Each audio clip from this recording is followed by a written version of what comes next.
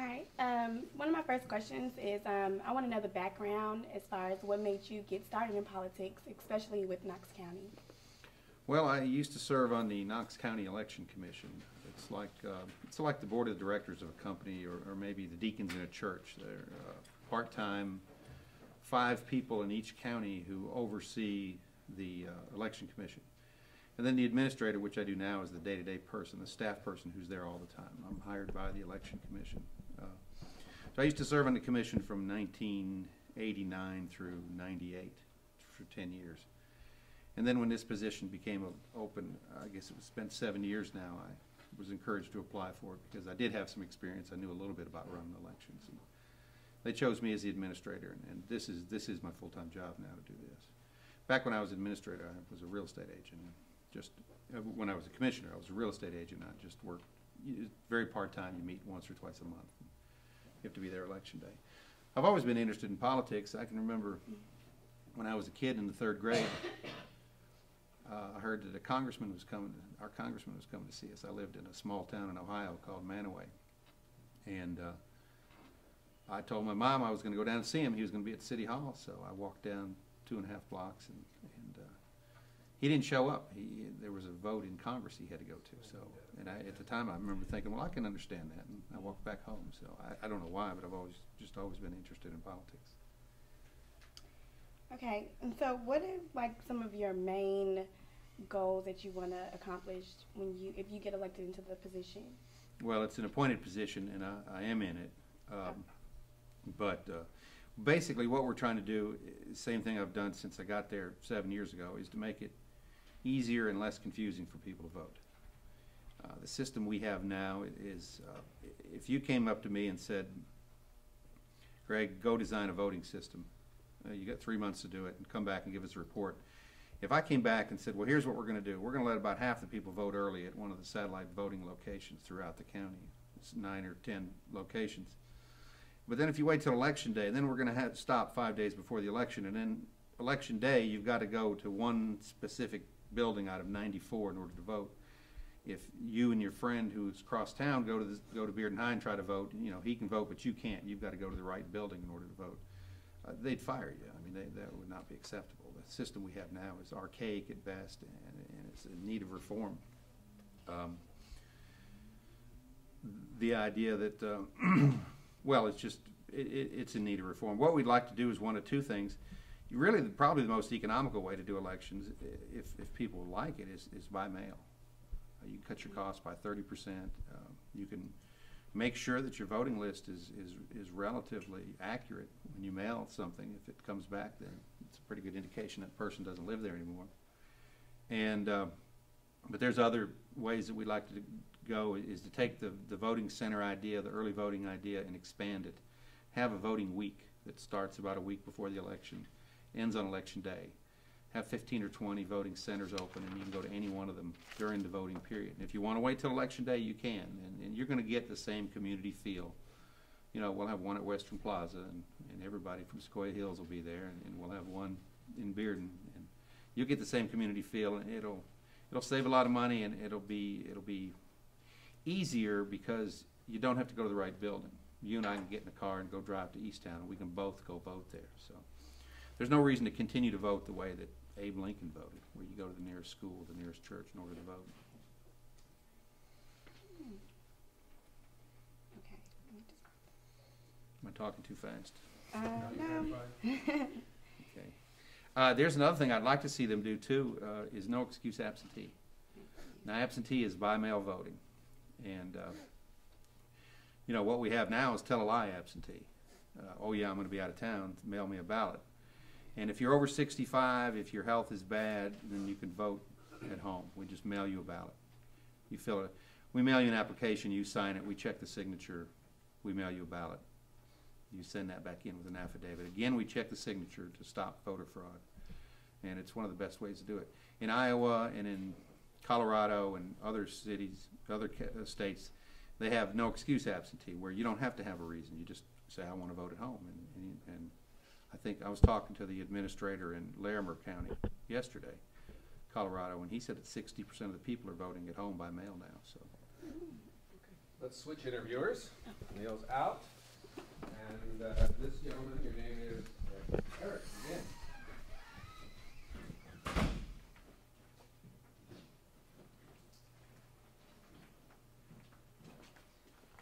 How you doing? Good. I read that you guys did try a pilot convenience voting pilot project last year. We did. We got the State House, State Senate, and the governor to sign a bill allowing us to try the convenience voting plan for the city of Knoxville elections, or for the municipal elections of 2009. And we did it in the town of Farragut. It was tremendously successful. We did a survey with the political science department, actually did the survey. We worked with them on it, and we got a 98% approval rating on the plan. But then when it came to the city council, they approved it, but then it kind of got tied up in local politics about, you know, which party it's going to help or hurt, and they stopped us from doing it for the city election. Are there things that you could improve on that would allow you to do it in the future? Well, we'd have to get legislation again passed. It was specific to just that year. But, you know, I think, yeah, it was funny because here one party was against it because they're afraid it would hurt their party. In Texas, they tried to do it, and the exact opposite party was against it because they thought it was going to hurt their party. So sometimes people in highly partisan clubs and party clubs, be it Democrat or Republican, sometimes they're very reluctant to change the way things are, and they see it as a threat to their party, whichever party they're in. And I think we could work maybe to work through that and win some support from them. I'm correct in assuming that your term ends next year. Is it 2 years like the rest of the commission? Or are you just No. The election commissioners have a 2-year term, but I'm hired. I'm just like most people in this country. I could be fired next week. What do you hope to accomplish before you leave this job?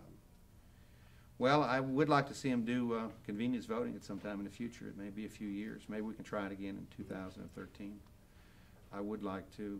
There are internal things that we're doing in the office to computerize systems.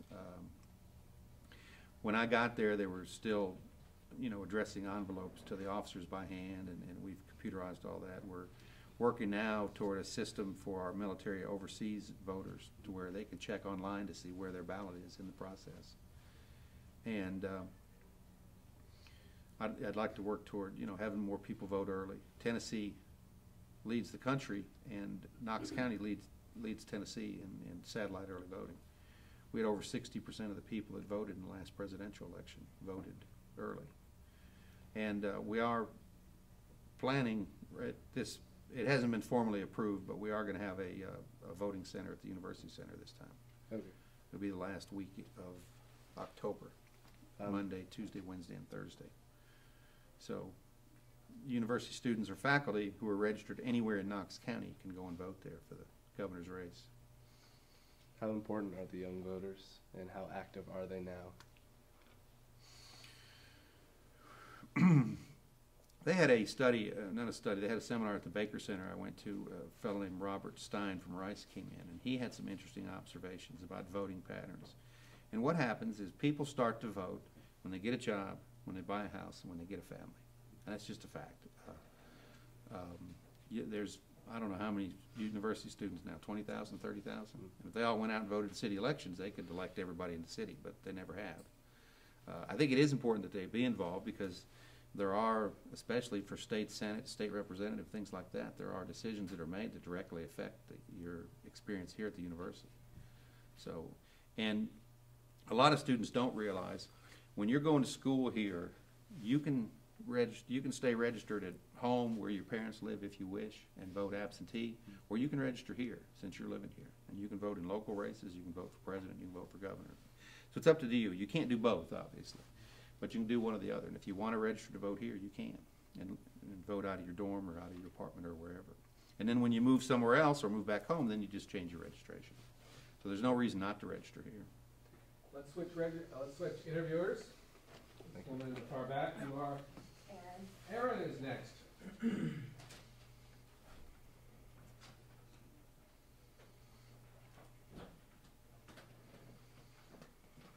Hello. Okay. Great. Aaron, nice Glad to meet you. you. Okay. Knoxville is the third largest city in Tennessee. About how many voters turn out? Well, we had 191,000 people vote in the presidential election last time. There's a population of about 400,000.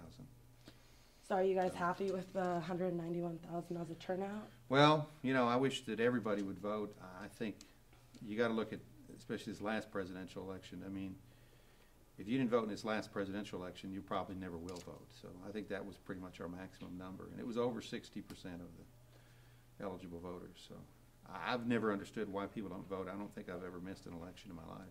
But I don't know, you tell me, how come people don't vote? I vote. So. Okay, okay. You know, Jack Sharp told me once, he was a city councilman here, he said the reason people don't vote is because they're happy with the way things are. I don't know if I believe that or not. I don't know if I do either. That was his theory. Okay. I found some research that you've been picked twice to oversee elections in other countries. I have. Which countries, and did you participate?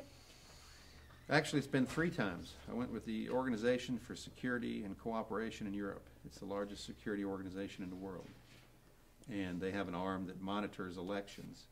First time I went to Kazakhstan, I think it was in 2005, and monitored a presidential election. They voted on paper ballots. At the end of the night, they separated the paper. There was only one race for president. So they had the president's votes here and the different challengers in different piles.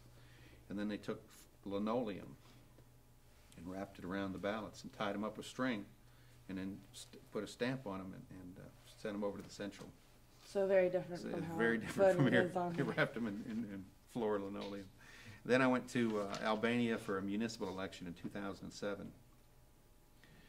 And this February I went to Ukraine for a presidential election, which was interesting because they told you that there may be a runoff. You wouldn't be considered for the first round unless you agreed to go to the second round as well, if there was one. So I went for 10 days, came back home for 10 days, and then went again for 10 days. And it was kind of tiring, but I tell you, if you ever get a chance to go to Kiev, go. It was fantastic. Is there a maximum amount of terms that you can serve as the administrator of elections? No, I don't really have a term, so it's just like having a job. You know, they hire you, and like I said, I could be fired next week. Was there a lot of controversy with you hiring your rival Scott Frith as the deputy director? Well, it generated a lot of media play. I guess you could call it controversy. I think it was a good move because you have to have the trust of both parties involved in order to make elections work.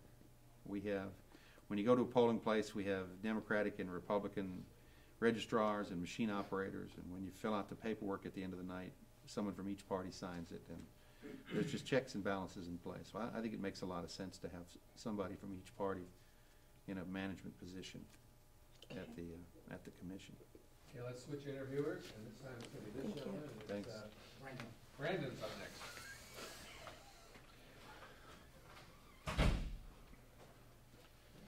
It's the movie star, right? Oh, yeah, How you doing? pretty good.